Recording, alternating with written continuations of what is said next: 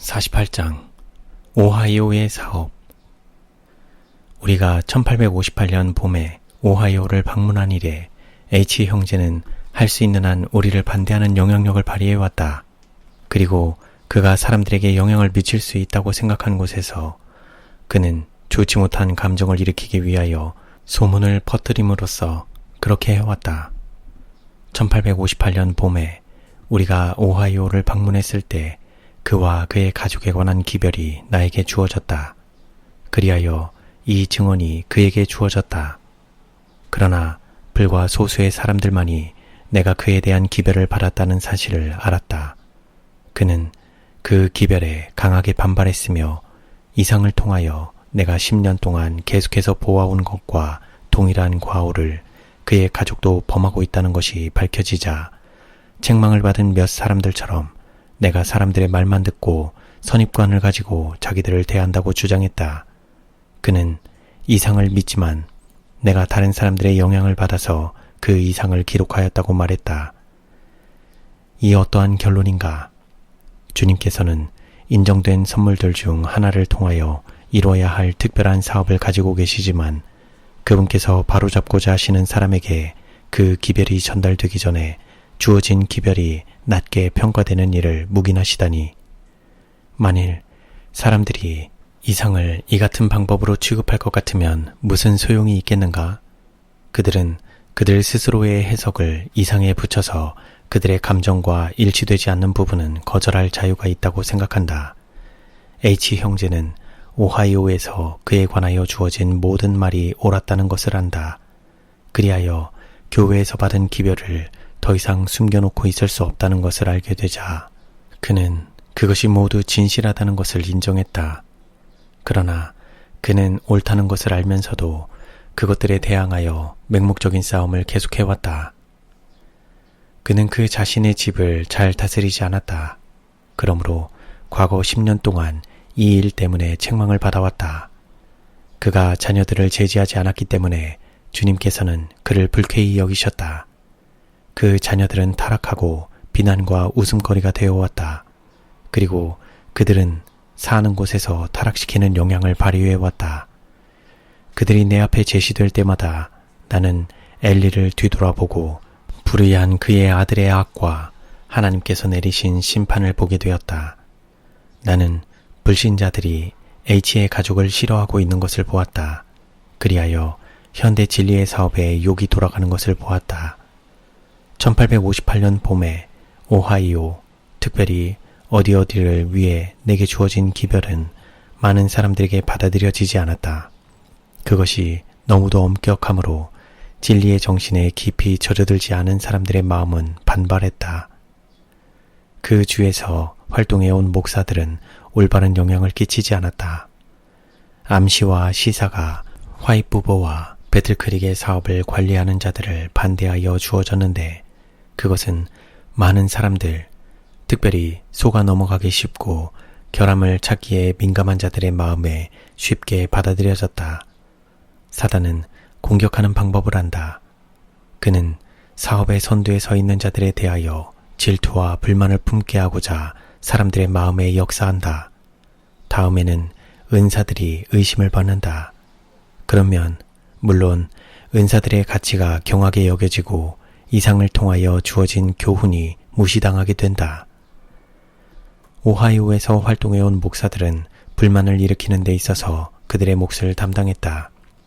H 형제는 비천한 위치로 내려가서 불만의 정신을 토로하고 거짓된 소문을 열심히 듣고 그것들을 수집한다. 그리하여 사실상 소문을 알려주라. 그러면 우리가 그것을 퍼뜨리겠다고 말한다. 그는 비밀스런 방법으로 활동하고 우리의 의복과 오하이오에서의 우리의 감화에 대하여 거짓된 소문을 퍼뜨리고 화이트 형제가 투기 사업을 해왔다는 생각을 갖도록 조장해왔다. 그는 우리와 조금도 연합하고 있지 않다. 그는 우리에 대하여 매우 좋지 않게 생각했다. 그 이유는 무엇이었을까?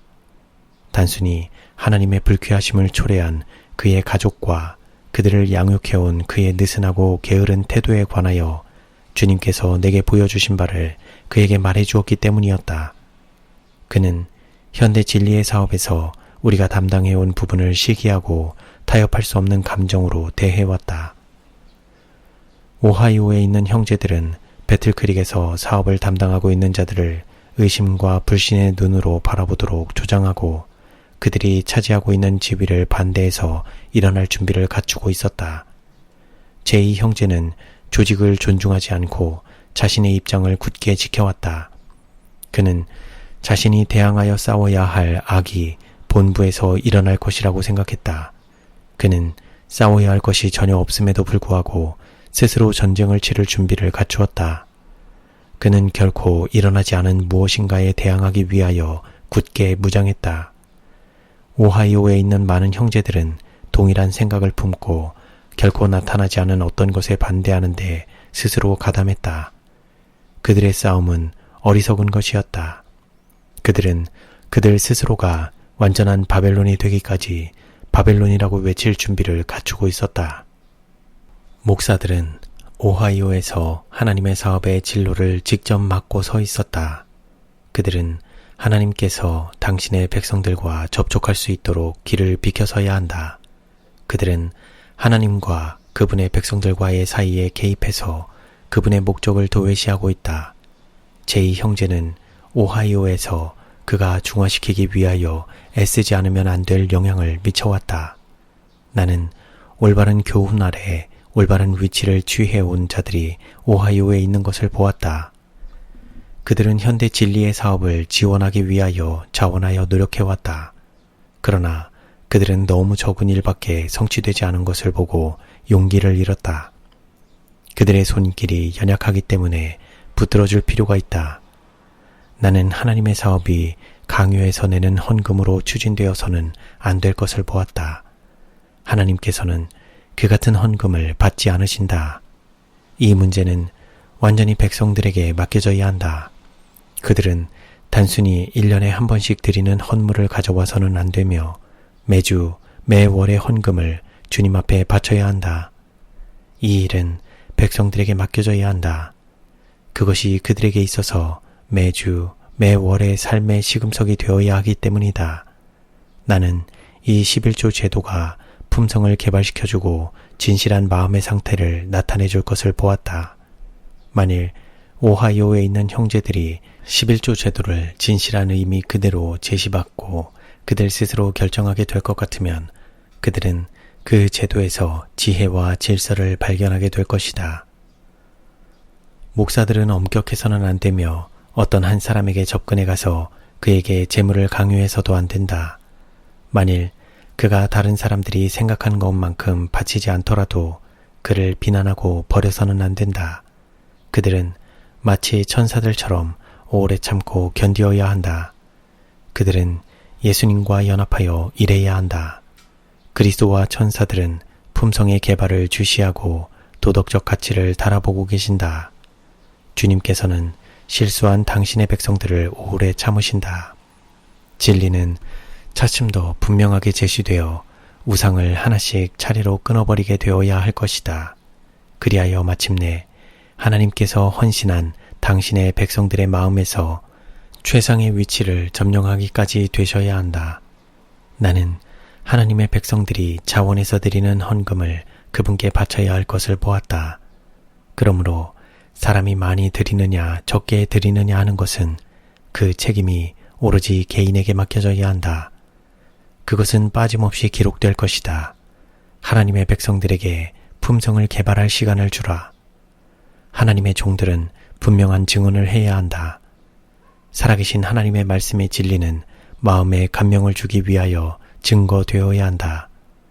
오하이오에 있는 백성들 앞에 가치 있는 목적이 제시되어 있을 것 같으면 그 사업에 동의하는 마음을 가진 사람들은 하나님의 사업을 발전시키기 위하여 그들의 재산을 거리낌 없이 바치게 될 것이다. 주님께서는 당신의 백성들을 시험하며 판단하고 계신다. 어떤 사람이 사업에 대한 관심이 없어서 그들의 돈을 하나님께 바치지 못할 것 같으면 하나님께서는 그들을 벌하실 것이다. 만일 그들이 계속해서 그들의 탐심을 간직할 것 같으면 그분께서는 그들을 당신의 백성에게서 분리시킬 것이다. 나는 모든 사람을 참여시킬 제도가 있어야 할 것을 보았다. 건강과 힘을 가지고 있는 젊은 남녀들은 사업에 대한 책임을 별로 느끼지 않았다.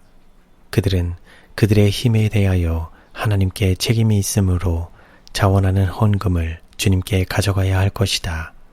만일 그들이 이 일을 하지 않을 것 같으면 번영케 하시는 그분의 손이 그들에게서 옮겨질 것이다.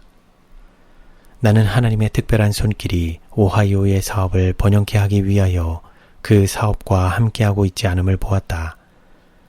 부족한 점이 있다.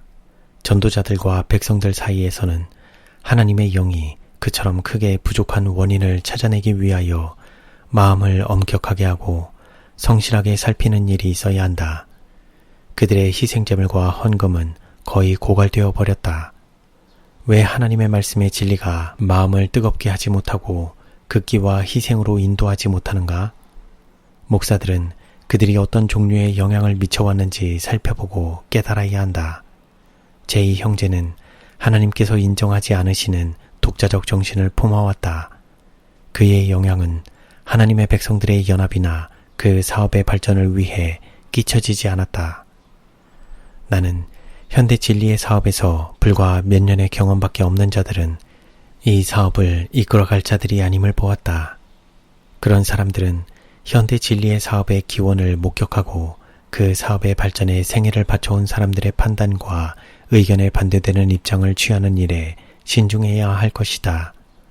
하나님께서는 경험이 적은 사람들을 택하셔서 이 사업을 이끌어가도록 하지 않으실 것이다.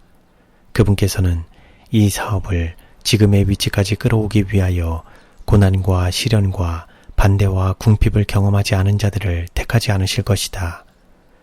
예전과 비교해보면 오늘날 세지천사의 기별을 전하기는 쉽다. 오늘날 이 사업에 종사하여 다른 사람들에게 진리를 가르치는 자들은 그들이 쉽게 이용할 수 있는 것들을 가지고 있다. 그들은 그들보다 먼저 현대 진리의 사업에서 일한 자들이 겪은 것과 같은 궁핍을 겪지 않을 것이다. 진리는 그들을 위하여 밝혀져 있다. 진리에 대한 변증은 모두 준비되어 있다. 그런 사람들은 버림을 받지 않기 위하여 교만해지지 않도록 조심해야 한다. 그들은 이 사업이 시작되던 바로 초기에 참으로 많은 고난을 겪은 사람들에 대하여 불평하지 않도록 매우 조심해야 한다. 짐이 무겁지만 그 짐을 져줌으로 도와주는 자들이 적던 당시에 무거운 짐을 지고 수고한 일꾼들을 하나님께서는 귀히 보신다. 그대가 그들을 비난하거나 그들에 대하여 불평할까 조심하라. 그렇게 하면 분명히 심판을 받게 되고 번영케 하시는 하나님의 손길이 그대와 함께하지 않으실 것이기 때문이다. 가장 경험이 적고 책임에 대한 것을 전혀 느끼지 않고 현대 진리의 사업을 발전시키기 위하여 거의 일하지 않거나 전혀 일하지 않으며 배틀크릭의 문제를 알지 못한 몇 형제들이 거기서 진행되는 사업의 관리에서 결함을 찾아내고자 하는 첫 번째 사람들이다. 그리고 세속적 사업에서 질서를 지키지 않고 가정을 다스리지 못하는 자들은 하나님의 교회에 질서를 보장해주는 조직을 반대하는 자들이다. 그들은 세속적 일에 훌륭한 취미를 나타내지 못하므로 교회에서 이루어지는 어떤 종류의 일에도 반대를 한다. 그런 사람들은 교회의 업무에서 발언권을 가져서는 안 된다.